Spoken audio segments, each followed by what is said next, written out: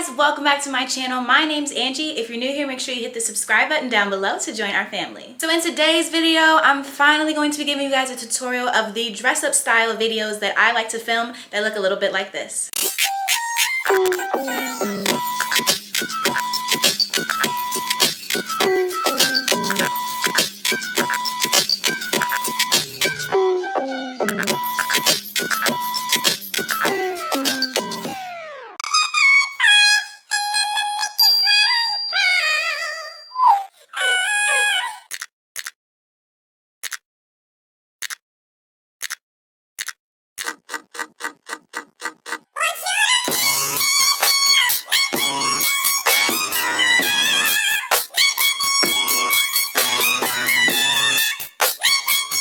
Now these type of videos are easier than they look, and with a little bit of patience and a little bit of creativity, you can achieve videos just like this. So without further ado, let's get right into the tutorial.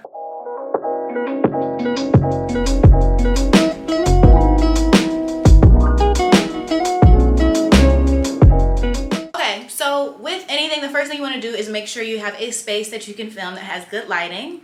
This is going to help you achieve the best quality ever as long as the lighting is good. And then you want to find a place to stand. Now, I'm going to show you guys this in a second, but I prefer to use my slides as my marker, but you can also use a piece of tape. Sometimes I like to use my umbrella to mark where I stand, but it's very important for this kind of a style of edit that you're standing in the exact same spot the entire time. So I'm just going to lift my shoes off so you guys can see. I leave my shoes on the floor in the exact same spot. And that way it's easy for me after I change clothes to come back to exactly where my shoes are. So for this, I'm just going to show you guys quickly how to do this, because once you have the general idea, it's really up to your own concept, your own creativity, how else you want to go about this. You can do this with dresses, jackets, tops, clothes, hair, accessories, whatever you really want to do it with. So I'm going to be using this little Sanrio Naruto collab shirt here. So what I'm going to do is I'm going to slip my feet into my slides. I like to keep my hair out of the way because it makes it easier in the editing process. You don't have to really cut around the hair, as you guys will see. But basically, all I do is stand still for about 10 seconds. And what you're going to want to do is keep your hands at your side. They don't have to be like exactly to your side, but just keep your hands at your side, or keep your hands still depending on what kind of video you're doing. Maybe you'll have your hands like this or something like that. But you want to keep your hands as still as possible and out of the way of the clothing, because we're going to cut that out in the editing process. And then, like I said as well, try to keep your hair out of your face. And then what you do is you leave your shoes or whatever your marker is exactly where it is, and then you change into the new piece of clothing. So now I've got the next shirt on. So I'm going to stand into my slides. Be very careful about this, especially if you use shoes or socks or something like that, so you don't move too much, because the illusion looks the best when you're in the exact same spot. Make sure you fix the clothing how you like. Make sure it's not like all jumbled up and, you know, weird looking. Just do that. Hair back, hands at sides, and then stand still for about 10 seconds. Okay? So as far as the filming process goes, that's all you have to do. With this, I prefer to say 10 seconds because you never know if you're going to like blink or sneeze or move slightly. So just to have extra footage so you don't have too little, so then when you go into the editing process, you're like, oh, I didn't film this long enough. Now I have to do the whole video over again.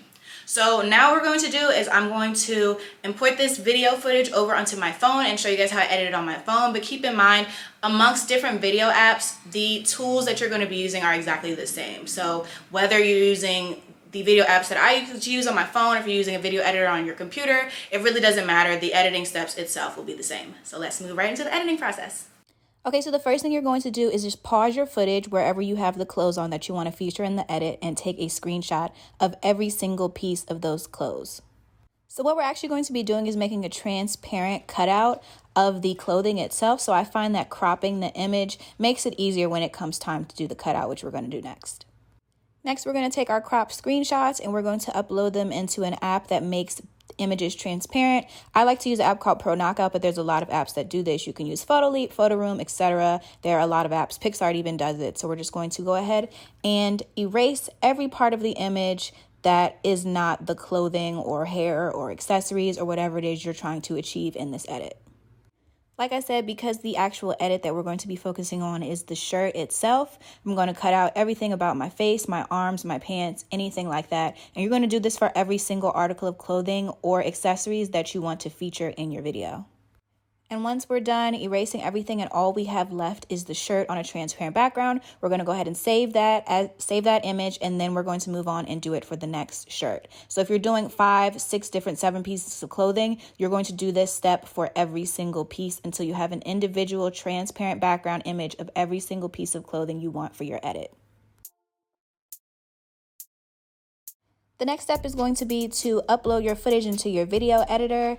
Keep in mind that I'm actually working off footage on my camera, but if you're editing this for YouTube Shorts, Instagram Reels, TikToks, or Pinterest idea pins, you're going to want to make sure you change the canvas ratio, which is 9:16, I believe. Now, like I said earlier in the video, for this style of edit, the video editor that you decide to use does not matter. I personally like to use Video Leap and CapCut and InShot, but you can use iMovie, Premiere Pro, Final Cut Pro, whatever video editing app you choose to use, you will be able to achieve this edit on it. Now, all I'm doing right now is just cutting up the footage, so we're only working with the parts of the video I want to use for the tutorial. But once that's done, all you're going to do is add in the transparent clothing images that we made earlier. What you're going to do is you're going to take the clothing and you're going to line that clip up right with the next clip where you are wearing the shirt, as you'll see me do here. Then you're going to shrink the clothing down and align it to your body exactly how it looks in the clip where you are actually wearing the shirt.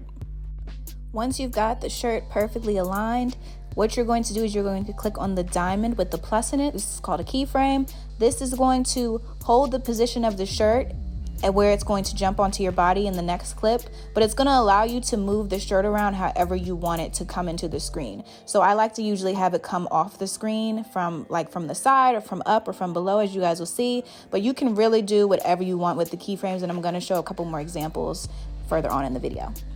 Now, just so it's easier for me, and it probably be easy for you as well, I like to place the keyframe first and when the shirt is aligned with my body. Then I will move over to the beginning of the clip of the shirt, and that's when I'll move it either off the screen or above me or below me or shrink it down or whatever I want to do. But by placing the keyframe first where the shirt aligns with you in the next clip where you're actually wearing the shirt, this is how you're going to achieve it to fly onto your body right when you actually are wearing the clothes. And that's what's going to give it that really seamless illusion.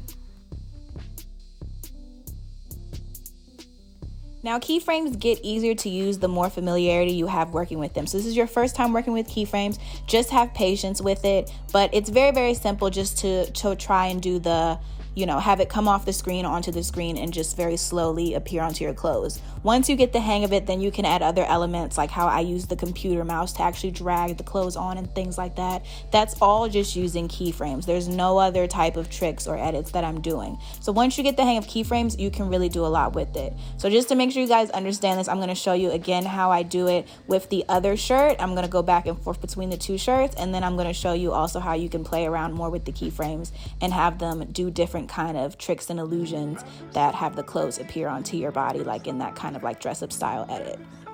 So just to reiterate, you want to shrink down the PNG, the transparent image clip of your clothing, and you want to shrink it down to make sure it literally fits you wearing that piece of clothing in the next clip.